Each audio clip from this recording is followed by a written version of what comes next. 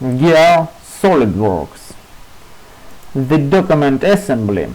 Go to Design Library, Toolbox Library, and adding now Toolbox. After loading the library, select the system, maybe NC Inch, and go to the section Power Transmission. Wait a moment. Power transmission,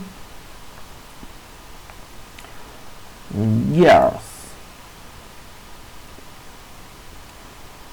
The type of gears, specify, hover and click left mouse button, press and hold and drag on the working field model and release.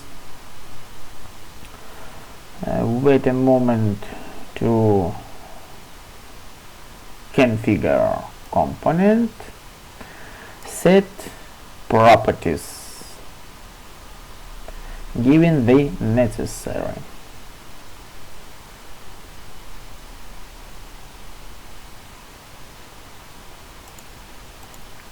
Number of teeth,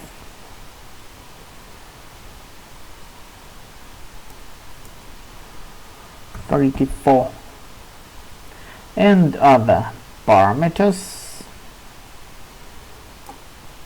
diameter, pitch, angle, face width, maybe some 50,